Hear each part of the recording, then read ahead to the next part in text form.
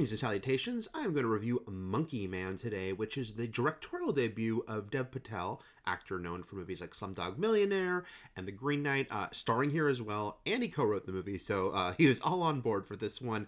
And this is a really impressive directorial debut. Dev Patel stars as a character only referred to as Kid, who lives in sort of an unnamed Indian city, has a guy down on his luck, just sort of making do the best he can. He fights sort of these low rent fights for money. He's a petty thief, and that leads him ends up getting a job working in a kitchen for sort of rich and powerful family. And that leads him to someone that he knows and despises, which is the man who killed his mother. Look, Monkey Man is a straightforward revenge story at its center. Guy sees the person who's wronged him. He is going to work to try to get back at that person and other people involved with that person, and watch out anyone around. And look, these kind of movies work for a reason, but this is a really well done version of that. There's been a lot of comparisons.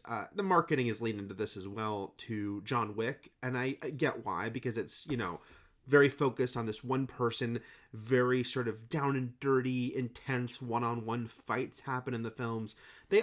They're similar in a broad sense, but they're also very different. There's actually a reference to John Wick, a direct reference in the film itself. One thing I will say that the marketing does sort of a disservice to, and I think will result in some people being very restless in this movie, is it is a slow build to the action. This is not a wall-to-wall fight movie. There's a lot of sort of character drama before you get to the real action, except for a couple of glimpses of these fights the Kid is having.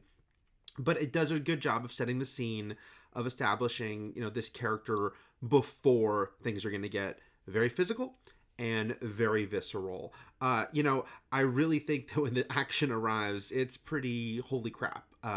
The way Dev Patel shoots this movie is very impressive, and the way he shoots the action is very intense and very on the characters. Sometimes the camera's underneath them, with them, right in the mix. It's like you're the third participant sometimes in a fight, and I think that 85% of the time it's pretty damn cool how it works and how you feel caught up in what's happening. That 15% is the fact that it gets so close to the characters at times that it gets a little bit of sort of shaky cam syndrome, when the movies really lean into the early aughts, the Bourne sequels, and how that shaky cam aesthetic could sometimes be a little, I don't know, off-putting and almost feel like I can't really follow what's happening, and you're spinning around a little too much. There's a few moments in the movie where I felt, let's back up a little bit.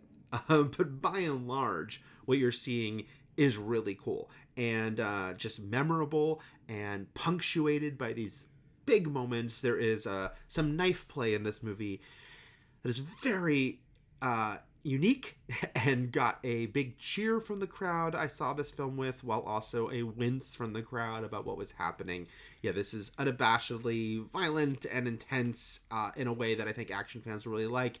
Again, if they can have that patience to get to it, because the movie really is two big action sequences. I don't want to say scenes, because they both build upon each other and kind of move from one environment to another, but it's these two huge action sequences with a lot of the story around it. And what the story is interesting, because it is immersed in sort of Indian culture and background, and a real sort of diving into the haves and the have-nots. Dev Patel and his co-writers clearly had something they wanted to say here about how people are treated and how people are treated by those in power, if they think they're beneath them and can kind of be excused or pushed to the side.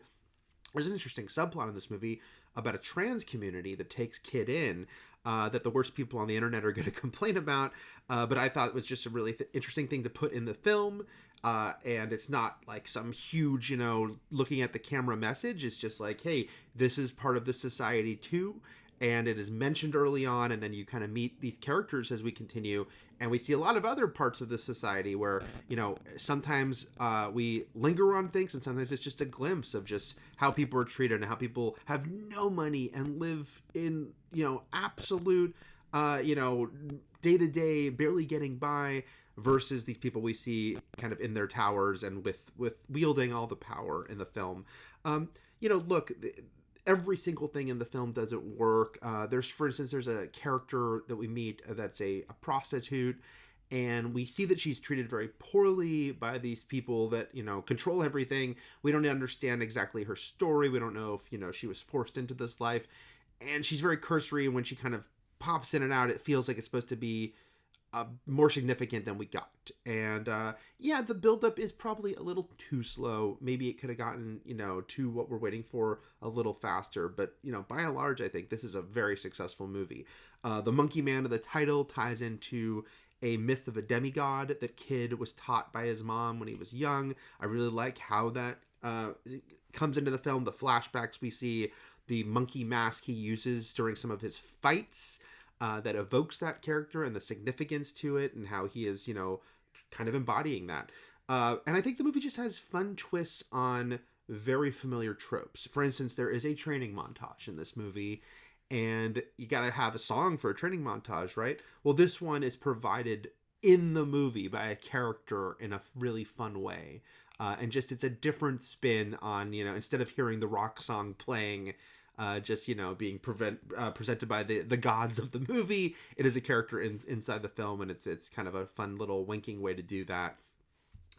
Jordan Peele's listed as a producer on this film, and I guess, you know, it's a whole interesting backstory that this was going to be a Netflix movie at one point, and then Jordan Peele got involved after production and really wanted to champion this movie and get it a theatrical release, and I am very glad he did. I bemoaned when I reviewed the new Roadhouse that, man, that would have been really cool for people to see in the theater.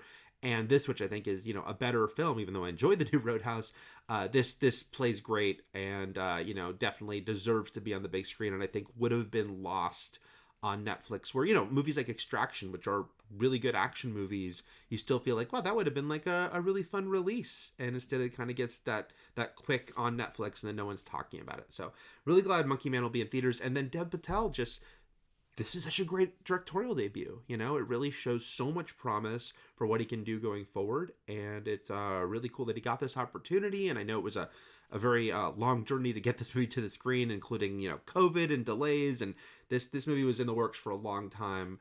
But it's a really great accomplishment now that it's here. So those are my thoughts on Monkey Man, which will be in theaters this weekend. You should check it out. All right, take care, guys. Thanks. Bye.